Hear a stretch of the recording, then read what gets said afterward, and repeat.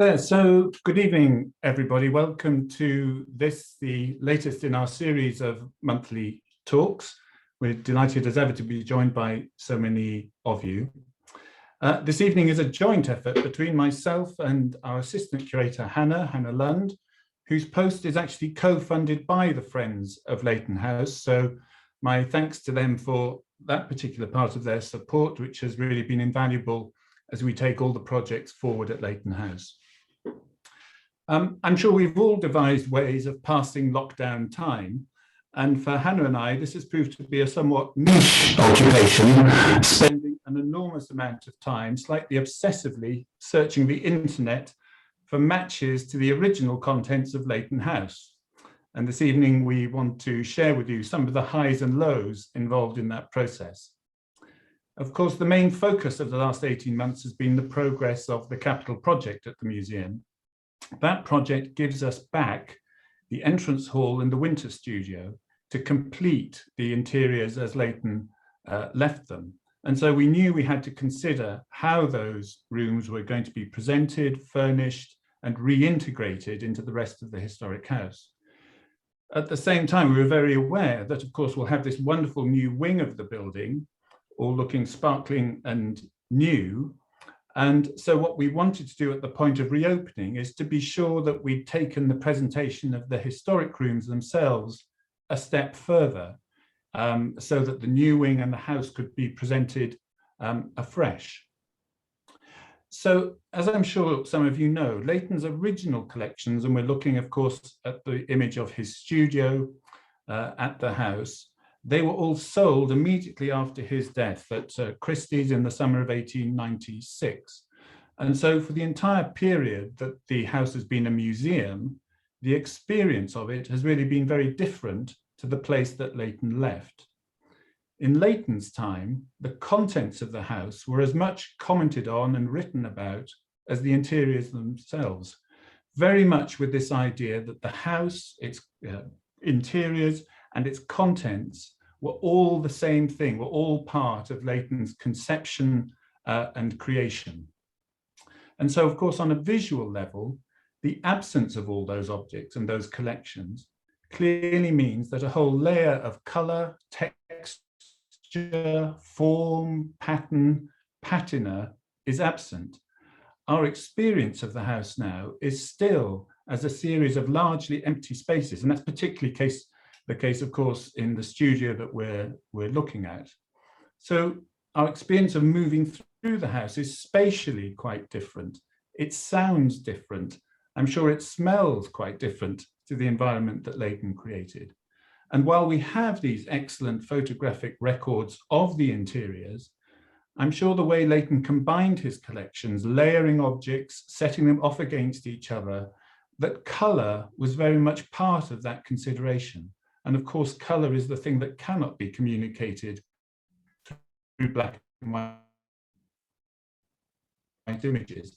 We get a sense of the house is the way that textiles were laid over pieces of furniture, that you get this layering of objects, a combination of objects, which looks sort of haphazard, but I think was all very, very considered in the way Leighton conceived it. And so these images make us kind of feel we know what the house looked like, when of course we don't really. And I think one of the surprising things of the project we've been doing is you become familiar with an object in these photographs, but actually when you find it, it sort of has a very different character, and it would have sounded quite an unexpected note in the interior when it was originally in its location.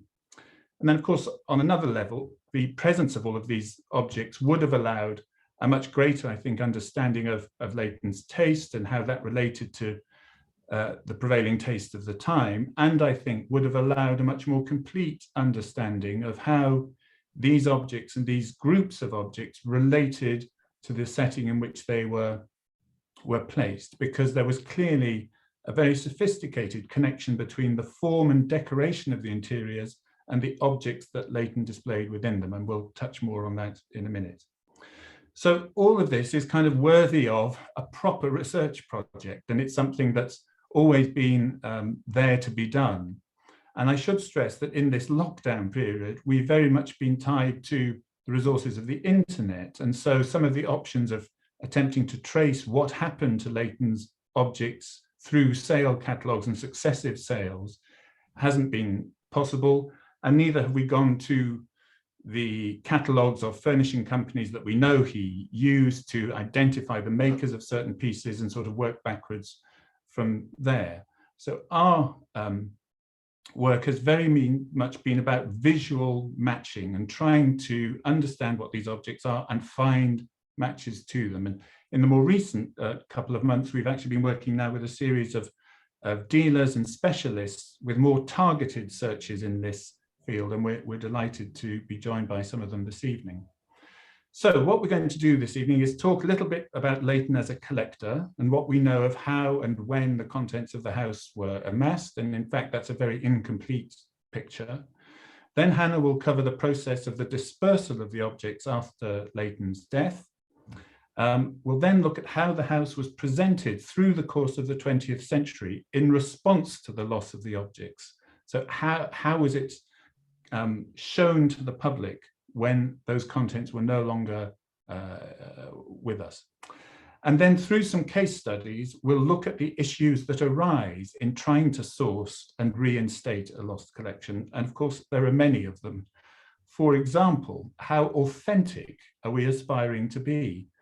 What's the difference between a chair that Leighton sat on, a chair to which all intents and purposes is identical to a chair that he sat on, and a chair that's just very similar to a chair that he sat on? And where are we trying to pitch our ambition within that spectrum? Is our priority to set dress? Is it to convey a sense of the furnished interiors? Or are we trying to create a new museum collection that has a more objective value in itself? Amongst the hundreds of objects that were in the house, how do we prioritize what we're trying to look for? What does availability or opportunity have in this? Does us identifying something, even if it may not be a priority, the fact we found it, does it become something that we need to take that opportunity and acquire and bring back? And then how do we balance considerations of cost, significance, and impact? So a high value object we might discover, which we know to have been Leighton's, but if we acquired it and brought it back to the house, would only have a very limited impact on visitors' experience and potentially present us with problems of how to safely and securely display it within the interiors without introducing display cases and controlled environments and all of those sorts of considerations. And as museums consider the repatriation of objects from their collections, what is the place of facsimiles and replicas within this picture?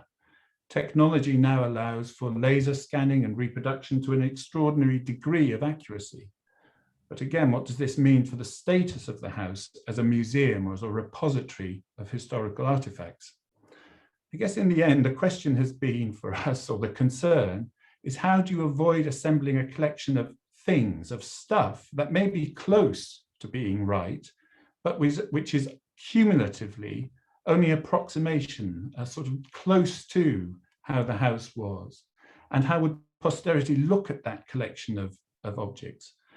And with all these things, I don't think we would claim to know the answers, and very much have been feeling our way into an approach to doing this. And at the end, there is a Q&A opportunity, and I'm sure many people will have different ideas and questions about what we're doing. So please do put those into the chat. Finally, then, as a note on how we're in a position to collect things at this time. Well, again, as some of you know, in December 2019, we sold a painting at Sotheby's from the collection with the agreement of the Museums Association and the Arts Council. This was an Italian landscape by Joseph Wright of Derby, and we tried very hard for it be possible for Derby Museum to acquire it. The work had been presented to the council rather than the museum in 1925. Leighton himself had no works by Wright of Derby or any apparent interest in 18th century landscape painting. So the sale came at the end of what had been a long project which Hannah coordinated of reviewing our entire collection And as a result of that, 300 objects were deaccessioned and presented to 56 institutions around the UK. None of these items relate to the core collection, so relate to Leighton or his contemporaries. So the sale of the right of Derby has established a purchase fund, which in accordance with deaccessioning guidance can only be used to fund new acquisitions. But of course, having that fund, which is a great opportunity, clearly places an onus on us to spend that money wisely and of course to adhere to all the normal requirements of due diligence and so on. So in a sense, what we're trying to do is swap that right of Derby that had sat in the store for over 30 years and use it to actually make a tremendous difference to the presentation of the house as it is now. So to start with, what we're going to do is take a kind of brief snapshot of one of the interiors in the house, the staircase hall, which I think deliberately, as it was a space which visitors first encountered and passed through on their way up into the studio, Leighton put together a particularly eclectic group of objects in that space. And so what we're going to show you is the progress we've made in identifying them. So effectively, the result of those many happy hours of scrolling through the internet. So Hannah, if you want to start that off. Thank you. So looking at these two images of the staircase hall, one taken in 1890 and the other fairly recently, initially it looks like not a lot has changed. The architecture and the decoration within the space has largely remained the same. And there are key objects like the peacock, which are in place. But there are also a lot of objects which are missing. And the cumulative effect is that there is a richness and a depth to the space which is now lost. And as Daniel said, we're going to start off by just identifying and picking out some of those missing objects and looking at the research we've been doing on them. So this ewer appears in almost all the images we have of the staircase hall, meaning that it must have been a fairly early acquisition for Leighton. In contemporary accounts and the Christie sale catalogue, it's variously described as bronze, copper, Egyptian and Persian, which immediately reveals one of the key challenges when using these sources to research and identify objects. In fact, it seems to have been none of those things. It was a gilt copper Ottoman or tombac ewer.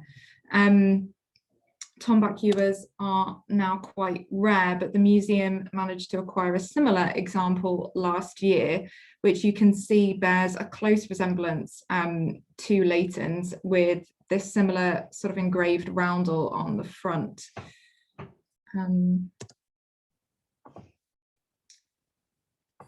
So this panel here was one of a pair of Chinese cloisonné enamel panels. Its companion hung on the opposite pier, which you can just see the side of at the very left of this photograph. So together they kind of framed the staircase. Recently we discovered that they in fact sold at auction at Bonhams in Hong Kong in 2014.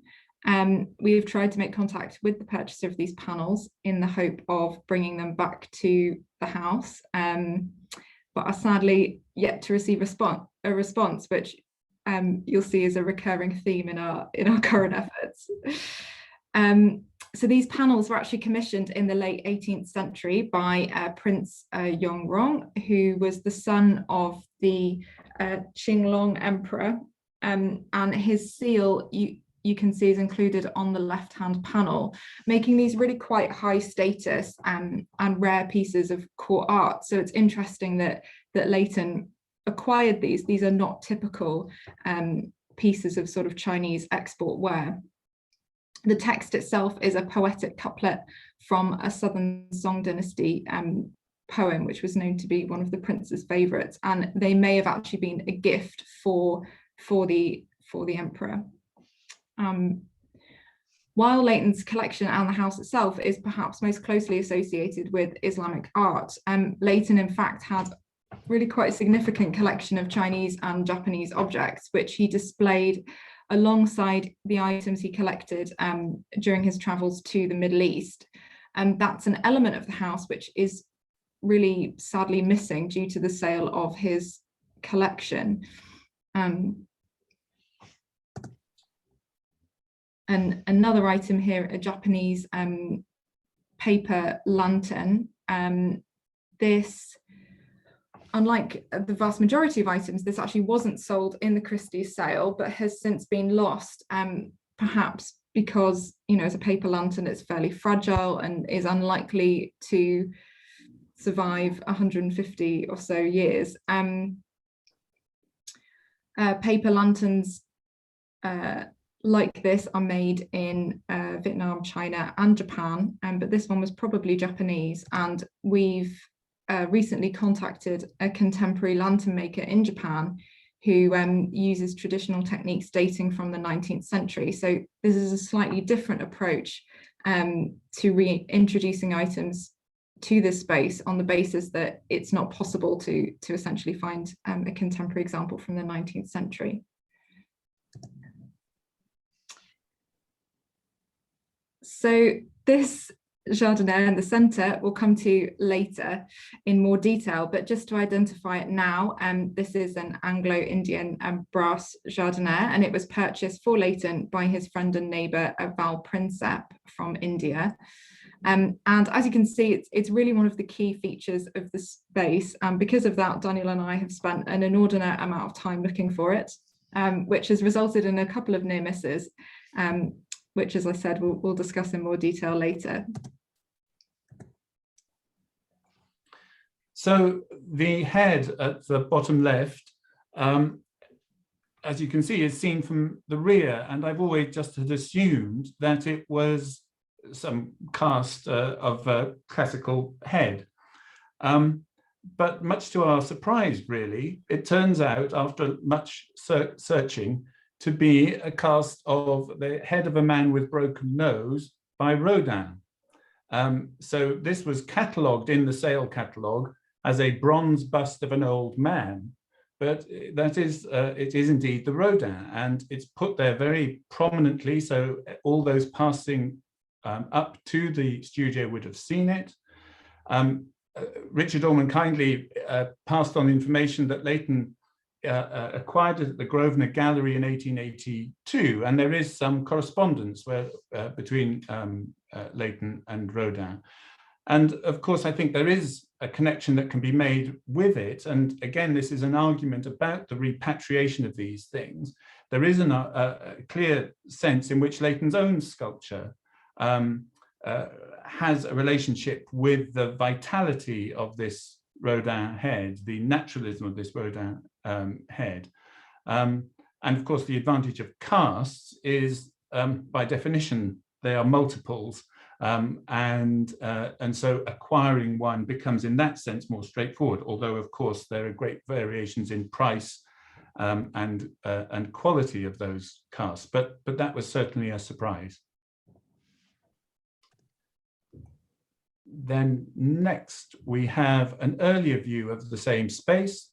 And in the corner, I think Hannah's going to just mention those. Yeah, so another challenge really when identifying items from the collection is that the house changed over time. The Arab Hall, Narcissus Hall, Silk Room and Library were all added at a later date after the house was first constructed. And of course, over these changes to the building, there also came changes to where Leighton displayed items from his collection. So the Chinese lacquer cabinet displayed there underneath the staircase later moved into the Narcissus Hall, and you can see a photograph of it there. And behind it, you can just see that a ceramic panel, which moved into the Arab Hall after that was constructed. So part of our work has been kind of looking really closely at these images and trying to understand where objects were positioned and how that changed over time.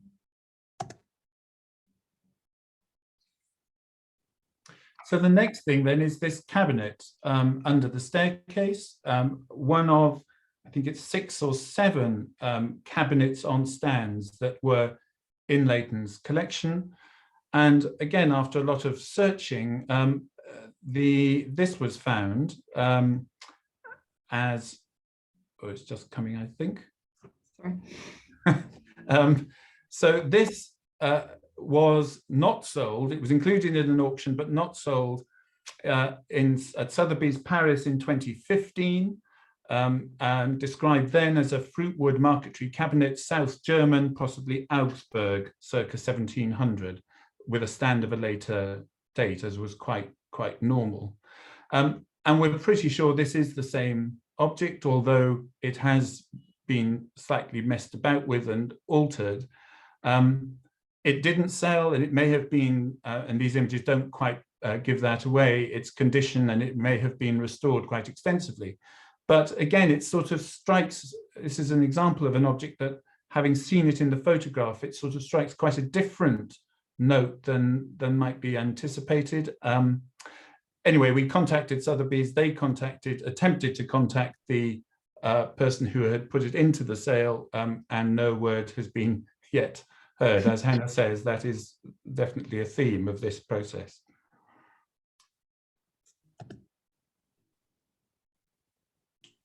And then the 2 chairs either side were a set of 4. This is an example again of where the chairs in this earlier image are replaced later on in the photograph by similar but slightly better, perhaps, examples displacing these. And again, it's something we slightly wrestled with, is in many instances in the sale catalogue, there almost seem to be more objects and more pieces of furniture than there is space to house them. And we can't quite figure out where everything ended up being placed. There are some blind spots within our images of the interiors, so it's possible that they were somewhere where we simply don't have a visual record. And so these are a very close match, and I originally thought they might well be that set of 4 chairs. Again, it's a sort of frustration of a near miss. In 2017, a set of 4 of which this is one, which had in fact been deaccessioned by the Metropolitan in New York, were sold by Clark's auctioneers in Oakland, California. They had been given or bequeathed to the Metropolitan in 1916 by someone described as a very prominent financier, but not clear quite who. But I mean, very clear in the, match in the description of them in the Leighton sale. And again, we followed up with the auction house. They contacted the buyer, and as yet, no word has reached us. And then this larger pair of chairs on the side here, again, a very comparable set of chairs or pair of chairs were sold by a dealer in Paris. And I think the image is just coming of them. So that gives you a sense of their scale and presence within that space. Once the Arab Hall and Narcissus Hall are built, they disappear from this interior. And again, it's not quite clear where they ended up being.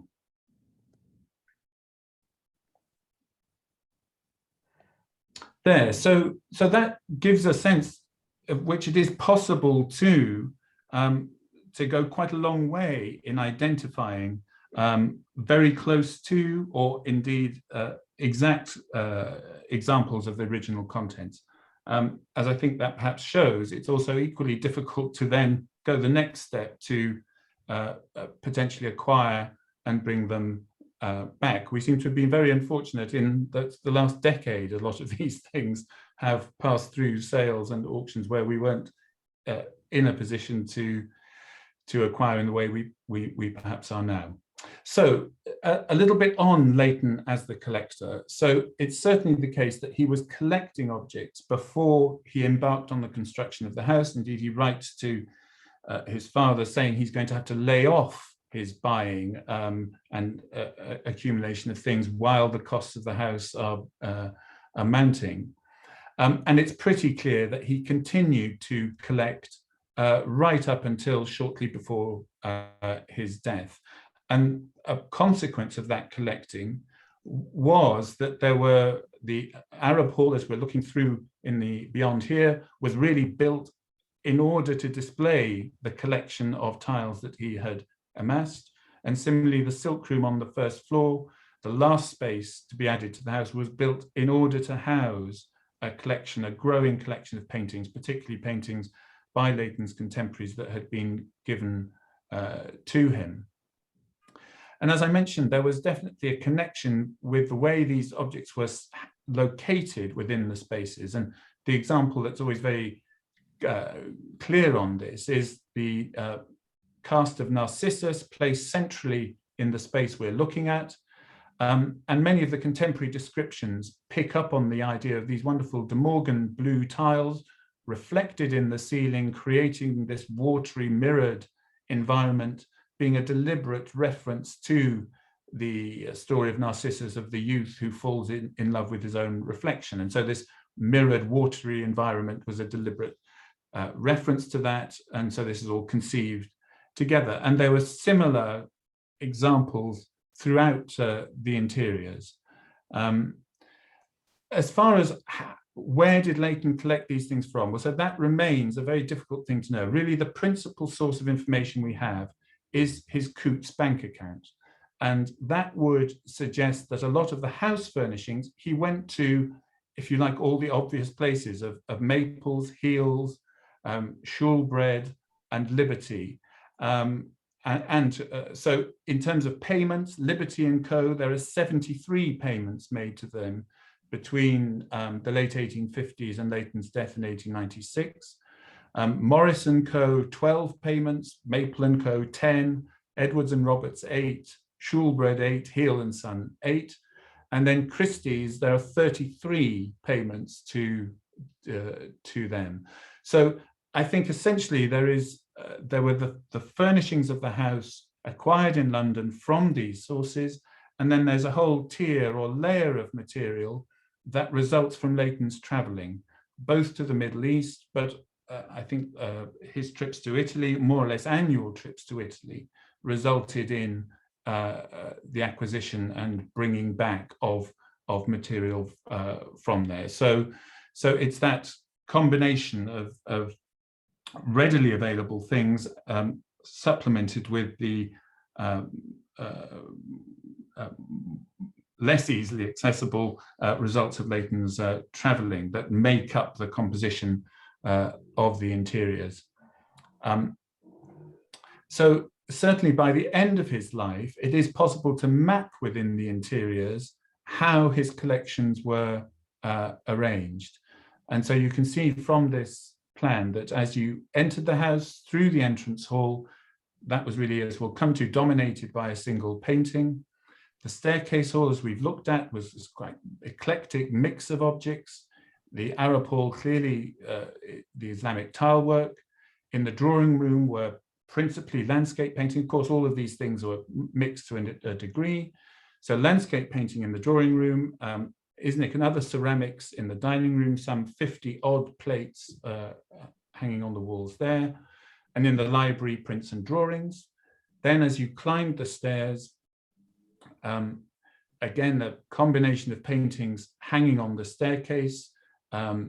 Reynolds's unfinished portrait of Lord Rockingham and Edmund Burke hanging in pride of place almost. And then you passed Watts's portrait of Leighton, Leighton's portrait of Sir Richard Burton before reaching the top of the stairs.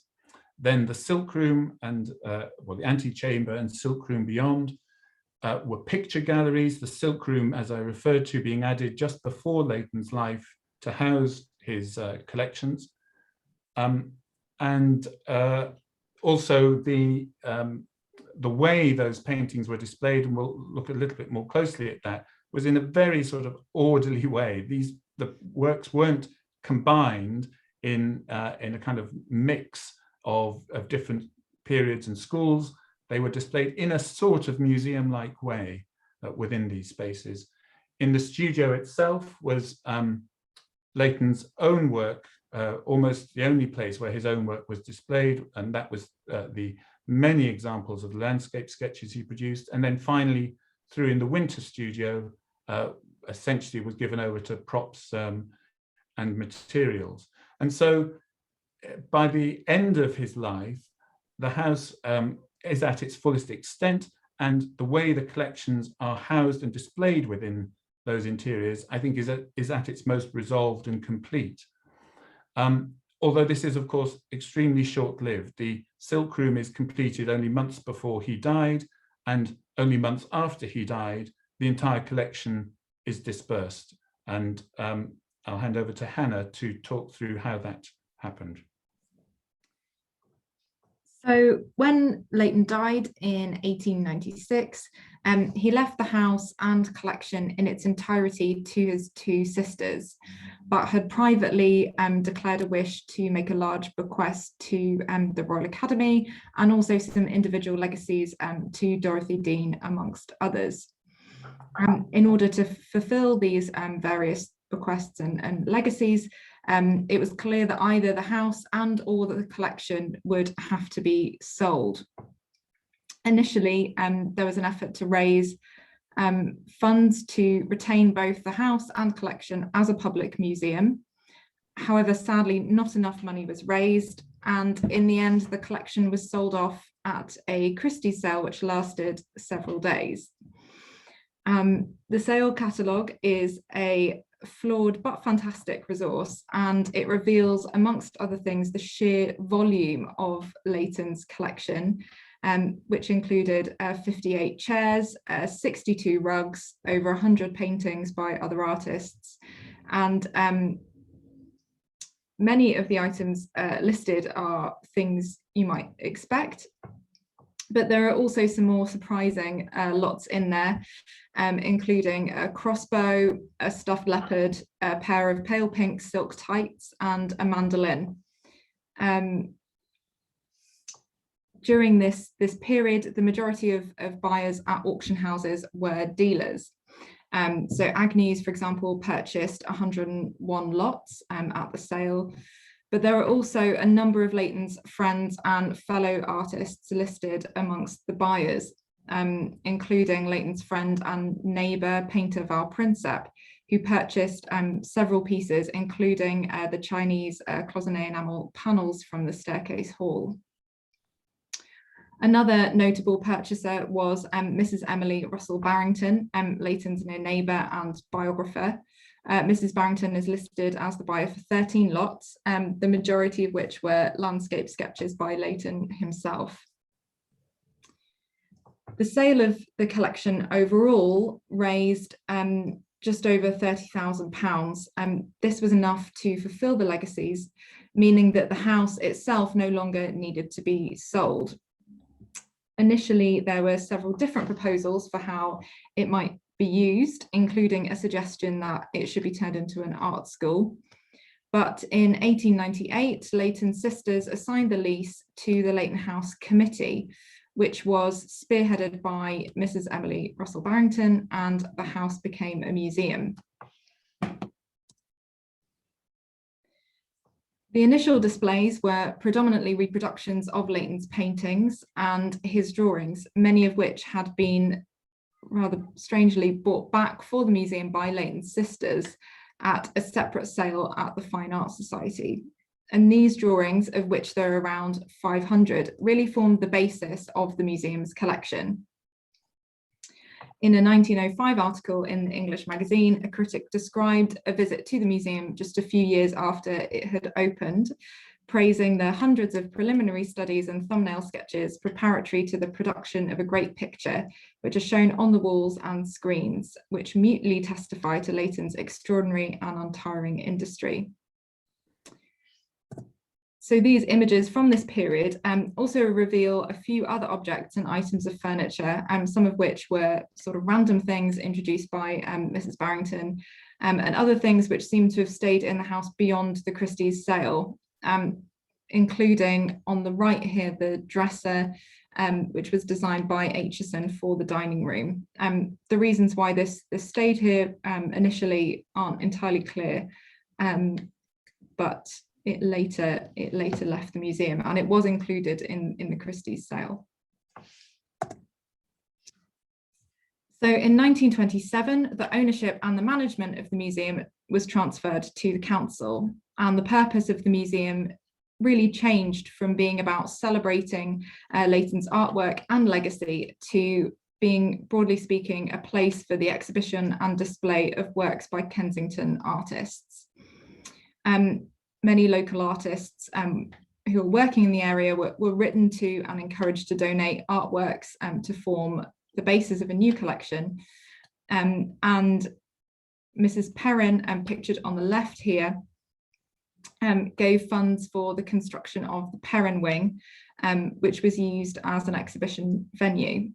Mrs. Perrin also donated a collection of De Morgan ceramics, which included pieces of Bushy Heath pottery, which were produced by De Morgan's former employee Fred Passenger and funded by Mrs. Perrin. And you can see some of the De Morgan ceramics in the display case on the right in the silk room. So during this period, the interiors were largely stripped of their domestic aspect and instead treated like a more conventional gallery space. So, as I said, display cases were installed, walls were whitewashed, the screen, as you can see here, was removed in the studio to create more space. And it has to be said, a fairly random collection of works by Kensington artists placed on display. And these were occasionally interspersed with items on loan from the Tate and also from the V&A. So downstairs in the drawing room, there was a slightly different approach. So here, period furniture was also placed on display alongside the paintings. But again, like the artworks, these items don't have any connection to Leighton or the house, including this dresser pictured here in the drawing room. So overall, during this period, the sense of Leighton House as a domestic space belonging to a specific artist has been lost, and instead it had become a gallery space dedicated to a more general collection of works by Kensington artists until the 1980s, which I think Daniel's going to talk about. Yes, so the real first steps towards trying to recreate the house as Leighton had left it really began in the 1980s. Stephen Jones, some of those listening knew him well, was instrumental in that, in trying to return to the source material and understand from the photographs and descriptions how the house was presented and furnished, and to redecorate it accordingly. And so here you see the staircase hall where we began, with the arrangement of furniture, a large brass pot in the center there, I think it's actually copper pot, and a peacock makes a reappearance in that space. And then if we look at some of the other interiors, you can see how, again, there's clearly reference to the original photographs of the interiors, some of the paintings. So the John Everett Millet's Shelling Peas has returned on loan, and the progress made during Stephen Jones's time was continued on by successive curators undertaking projects to reinstate and research and redecorate parts of the house. Here's the studio, and of course the studio has always been the most problematic space in the house because it is the venue, as many of you know, for concerts, dinners, talks, and so on. And so the conflict between that function and use of the space with its authentic presentation, that's where the two collide. And in a great way, it's a shame, because of course the studio was really the centerpiece of the house. And it would only really be possible to forego those events if an alternative source of income could be found to replace them. So so it's really the house as it were, as we know it, began to take shape through that period from the 1980s onwards. And then the next slide would show the more recent 2008 to 10 project, which was called Closer to Home. It was prompted by the need to rewire and redecorate the house and deal with all the alarms and all those sorts of issues. But it then gave an opportunity to consider the representation of the rooms all of a piece and at the single time. And over this period, things like this wonderful portrait by Tintoretto, which had been Leighton's really rather out of the blue in settlement of a private estate, was offered back to the museum in lieu of tax, and having gone through that process, returned without us having to pay for that. And then oddly, two successive pictures to the left, the relief by the Florentine Rossellino, and below that a painting by Schiavone. So these three things now have returned and hang in the position that they did originally. And then in the dining room, we were able to acquire Leighton's original dining table. The chair you can see in the background again was also his. So the step of trying to move further down the line of making it very clear what each of these rooms was for, and to be more specific and and reinstate the idea of this as a domestic space went a lot further through that process. And the particular focus of that project was about the paintings. So identifying the paintings shown in the photographs with reference to the Christie's catalogue, and at least establish where they are. And since that time, some of them have returned, most recently the Albert Moore at the top left, which we were able to acquire last year.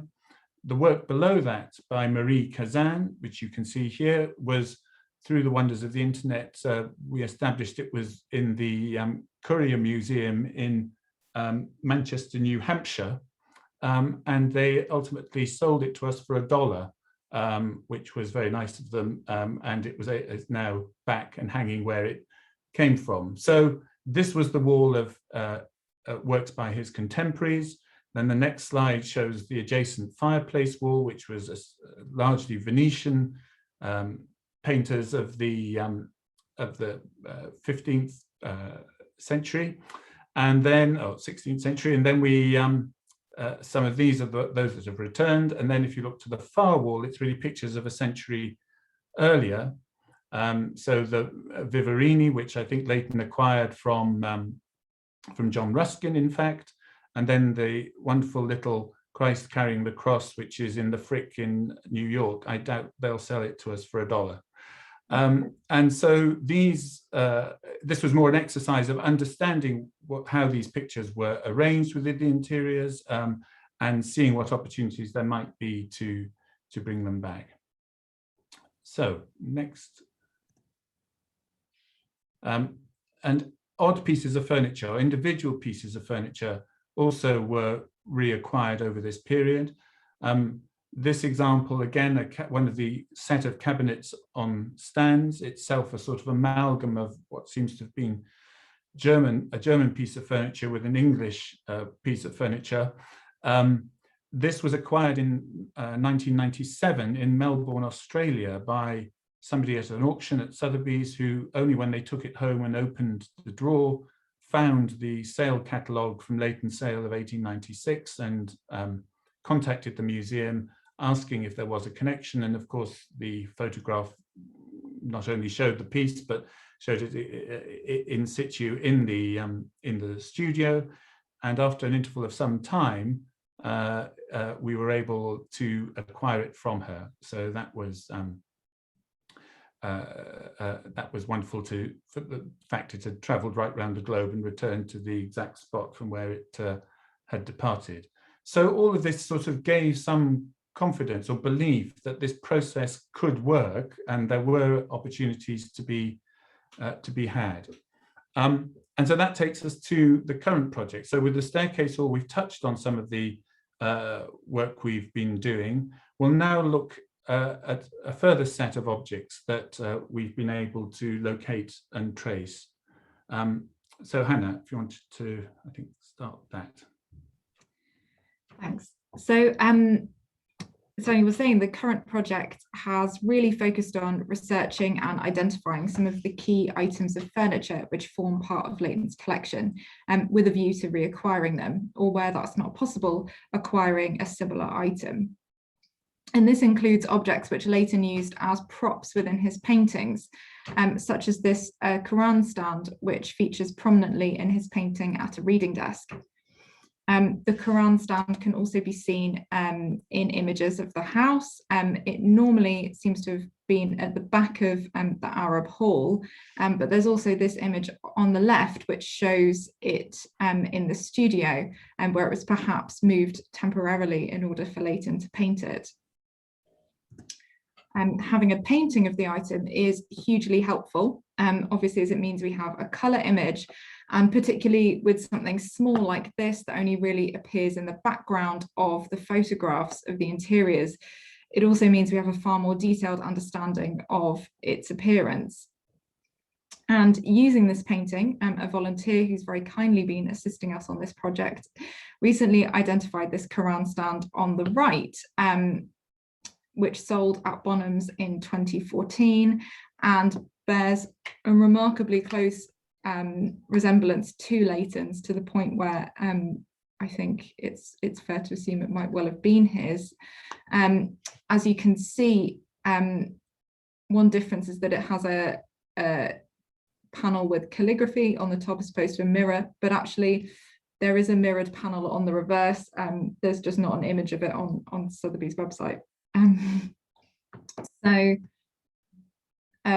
we tried to make contact with the owner, but again, very frustratingly, it's subsequently been sold to someone else and we've been unable to trace it. So yeah, another near miss with that one.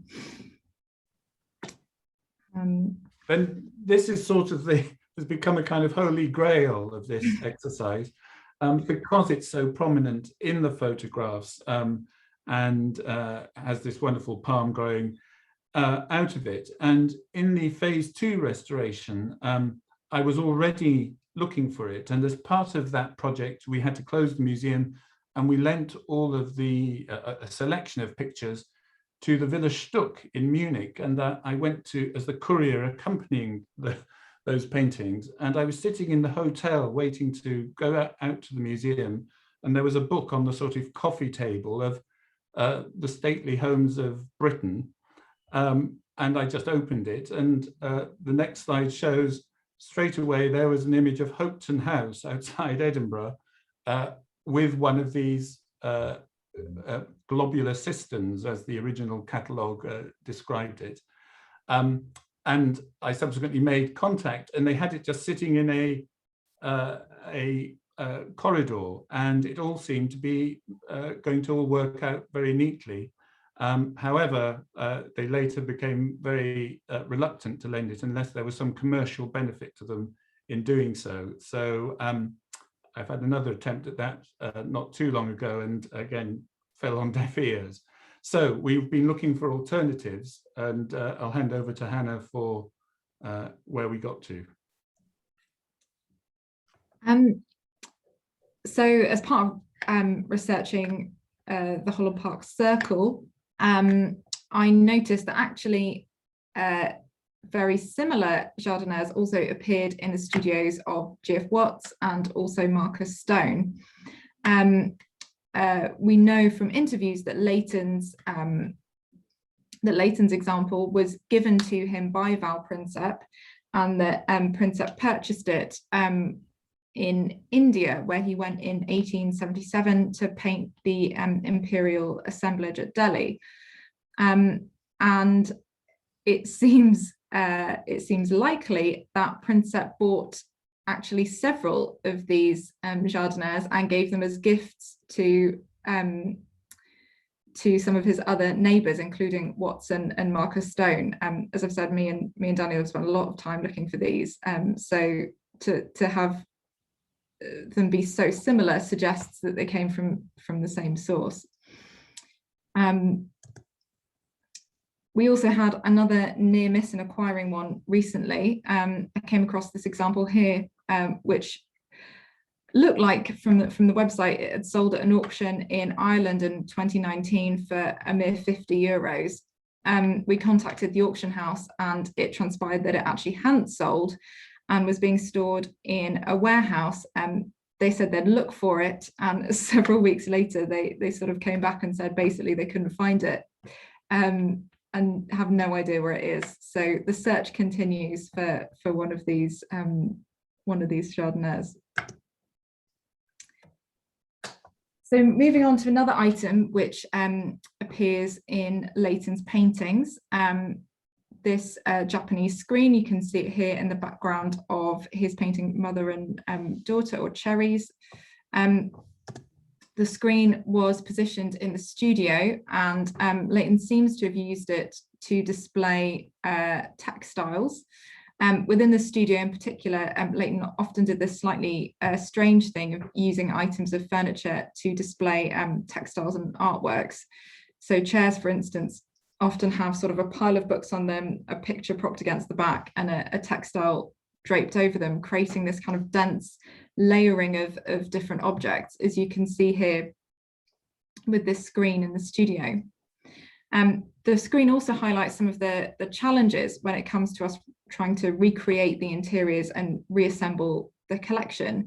The studio is now used for a whole variety of different events. So having a large object such as the screen in place would really limit the way in which the space is used.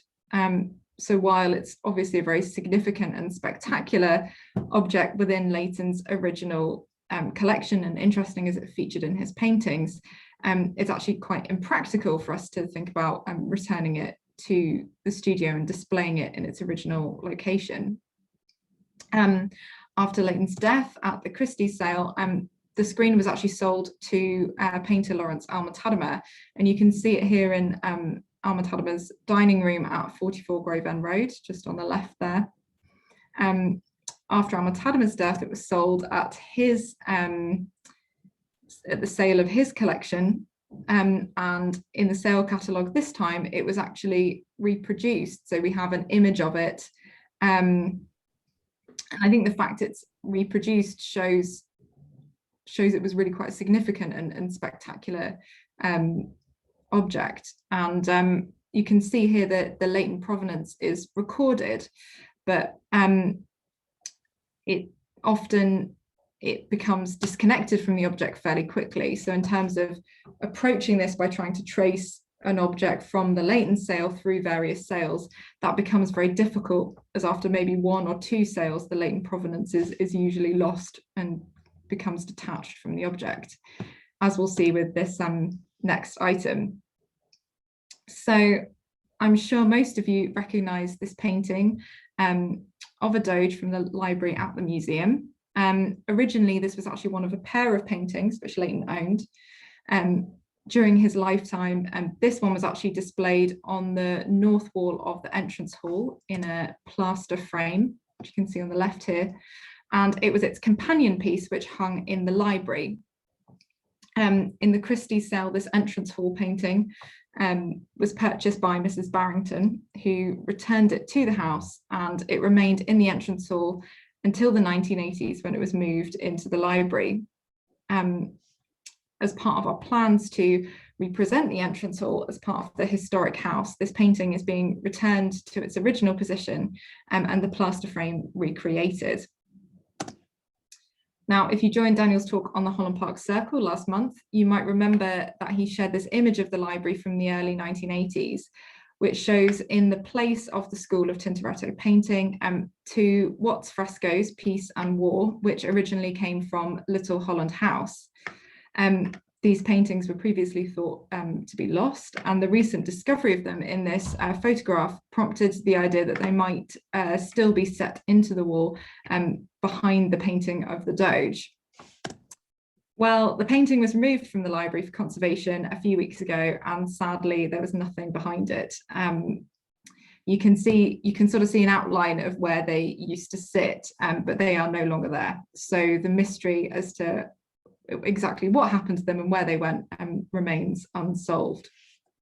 So going back to our two paintings of Venetian Doges, There is, as I said, the entrance hall painting, which was sold to Mrs. Barrington and remains at the house. But the other painting, which was displayed originally in the library, was sold to a Mr. Henry Wagner and remains untraced. Now that the entrance hall painting is being moved back to its original position, reacquiring this companion piece for the library has become a priority, but tracing it is a real challenge. We don't have an image of the artwork and only a limited description of it, which you can see on the screen now, which states that it showed a doge kneeling in front of an altar with a crowd of men assembled on the left-hand side. Initially, I tried the technique of researching Henry Wagner, seeing if he donated it to a museum or subsequently sold it at auction, without any luck. The real issue is that we don't have a solid attribution. It's been referred to variously as school or workshop of Tintoretto, or simply Venetian school. The title is also not consistent, so there's no reference, for instance, to what to which doge it is, or who the other figures in the painting are, which makes it really challenging to try and search for it and to identify it.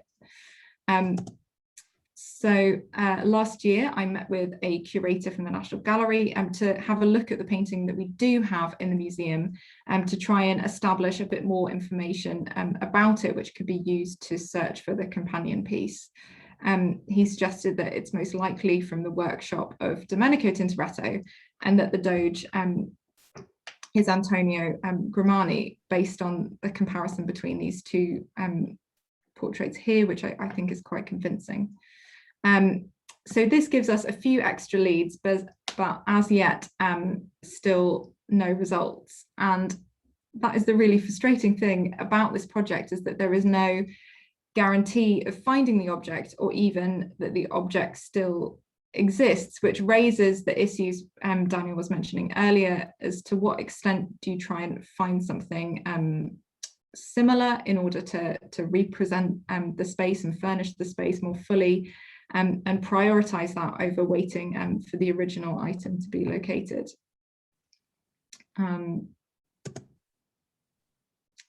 But onto some more positive news.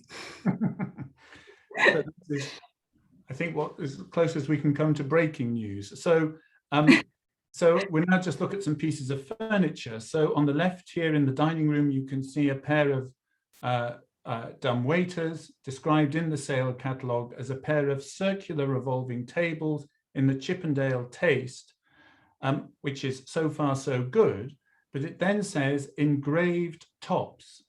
Well, engraved tops and Chippendale tables of this kind just doesn't go together. And that immediately almost encapsulates a lot of what we're talking about. Does one just look for a period dumbwaiter, two-tier dumbwaiter that looks like and this is the only image we have of them, and settle for that? And so again, really by chance, and this is where things can sort of work out, at Georgian Antiques in Edinburgh had a two-tier dumbwaiter with this engraved, Victorian engraved top.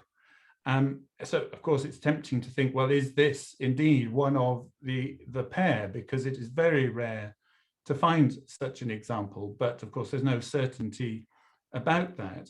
But it does introduce a little theme within Leighton's possessions of pieces of furniture that odd things have been done to, which make them kind of unique or very, very difficult to obtain. And another example is a pair of what are called so-called Lamu chairs, made in East Africa on the Swahili coast, and showing the influence of trade with Western India. And these are described as Moorish within the sale catalogue. So he had a pair of them sitting either side of the fireplace in these niches, but what the sale description in the catalogue points out is that in fact these had bits of mirror set into the back of them. So the original cane had been taken out and mirror replaced. So now, who did that and at what point in their life did that happen? Of course, we don't know, but it means that they're rare enough as it is, and they become more or less unfindable in that particular form. And there are other examples where pieces of furniture seem to have had something, as it were, done to them. There's another corner chair which looks like it was a conventional chair that was carved by somebody in an unconventional way. So the breaking news being this table was delivered to the museum today. So that's something that's been reacquired. The next image is a pair of Dutch marquetry chairs, and you can see it here more or less hidden behind the textile that's on that stand. We're able to find a complete exact match to that with a very interesting provenance. So this was described in the catalogue as a pair of Dutch marquetry chairs with straight backs inlaid with vase of flowers.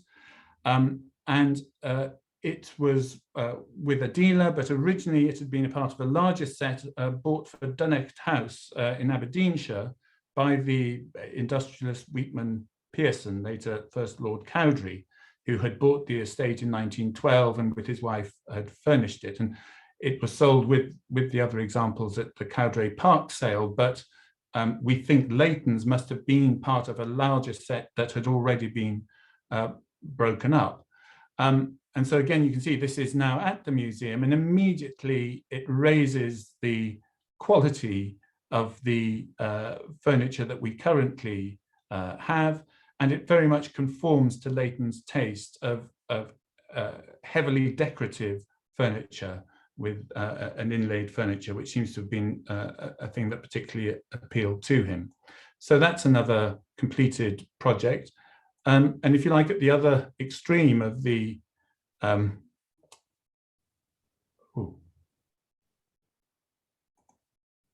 process, there were three chairs, these X-frame chairs, again, as Anna said, propped with pictures propped on them. Well, the wonders of eBay intervened for these, and for £90, an example has been found. It's in need of quite a lot of care and attention to bring it back to scratch, but it shows again how some things can be found very inexpensively. And next, and then this brings us on to our final little segment, which is that question of facsimile and reproduction. And this relates to the suite of furniture designed by George Aitchison with Leighton's close involvement for particular locations within the interior of the house. So we're looking at here one of the bookcases, one of a pair of bookcases for the studio, and the next slide matches the descriptions to those pieces of furniture. So the sideboard in the dining room, this pair of bookcases, and then the next slide shows a further bookcase, a single bookcase also in the studio, and then there's another pair of bookcases were described, and I'd never been able to work out where those bookcases actually were until recently, noticing, right, you can hardly make them out. At the back of this image, hidden behind the screen in Leighton's studio, are some drawers at the bottom of a bookcase that is 4 foot 8 inches long, and the space behind that screen between the edge of the wall and the window in that wall is 4 foot 9 inches long. So it's clear that they sat in that particular location, but trying to recreate them based on that evidence is probably beyond us. However, we did a few years ago progress the making of the dining room sideboard, and that followed the discovery of a letter. Sorry, I've slightly, if we jump back, a letter which is in the archive of the museum, dated, as you can see, 1938, where one of these original pieces of furniture, this bookcase, has been offered back to the museum and that offer is politely declined, as you can see, on the basis that it has no practical use that it can be put to, and there's no available space. That was from R.G. Fox, who was a descendant of the Aitchison family, and we were recently in contact with another descendant who may be on this call, who is another Aitchison family member, and that house in Norfolk Square was bombed in the war, so that may no longer survive. So there have been other attempts to try and flush out this Aitchison furniture, but we did succeed in replicating the dining room sideboard a few years ago, and of course that I sort of rather naively thought that would be a straightforward process, but it actually became a very complex one as to both interpreting the photographs and drawings that we had, and then all those questions of materials, that what the appropriate materials to use would be, and again the extent to which we tried to make it a working piece of furniture as opposed to a dummy piece of furniture, and all of those kinds of considerations. So it was made by a cabinet maker in Evesham, and featured 3 little discs of lapis lazuli, which I thought would be an extremely complicated and expensive thing to obtain, but through our contacts with the Turquoise Mountain Foundation, who we did an exhibition project with, they were able to obtain them in Afghanistan in the blink of an eye. So that set a model of an ambitious piece of furniture, and the possibility of, with the support of a grant we got from the Finis Scott Foundation, of actually going to the extreme of trying to do that as accurately and authentically as we could. And so to finish, that leaves us with a current project, which is work we're doing with Luke Hughes, who has had a long association with Leighton House, to firstly design those bookcases for either side of the screen. And we're still raising money and still trying to get that off the ground to reinstate them. And as part of that, reinstate Leighton's library, which of course was all sold off, and which Brooke, again, the volunteer who's been helping us, has done a great job on locating and sourcing that library. So it is absolutely a work in progress. Thank you all very much. We slightly overrun our time, and I can see there are, as I thought there might be, lots of questions. So I think Claudia is going to read some of those, and we may not be able to answer all of them here, but we can respond to them in due course. So Claudia, do you want to? Yeah. So the first question is about the Hope picture in the Silk Room, the Watts picture of Hope. Emma asked whether that version is the one now in the Tate. So it's not. It's in the Walker Art Gallery in Liverpool, is where Leighton's version is.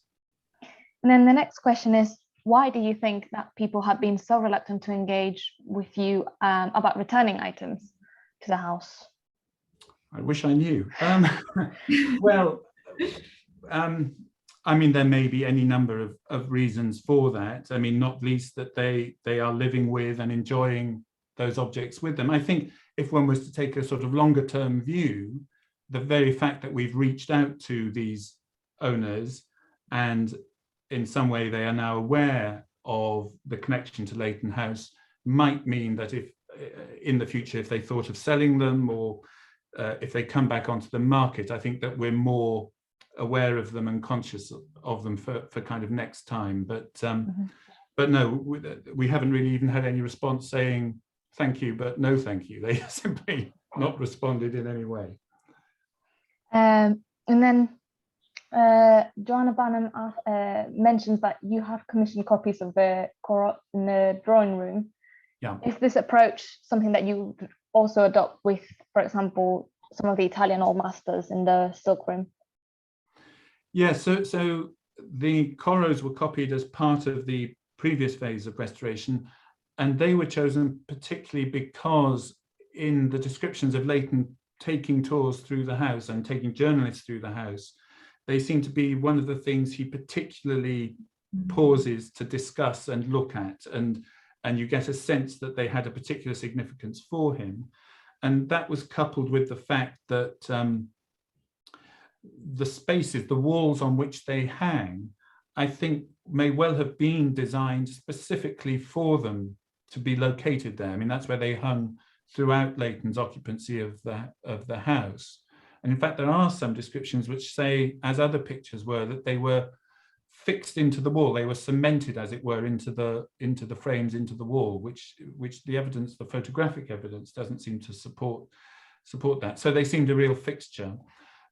We did slightly at the time think, now we've found where all of these pictures are, you know, what are the options? And I know there's a lot of work being done and experimentation being done with how to create facsimiles of paintings, if you like, three-dimensional ones, so that the brush stroke is actually replicated in 3 dimensions. So there may be a way of doing that digitally, as it were, in the course of time that really allows it to be done well. But at the present, there's no plan to make any further copies of any of the paintings. And Marietta asks, can we consider Leighton's collection as part of the aesthetic movement, which I think.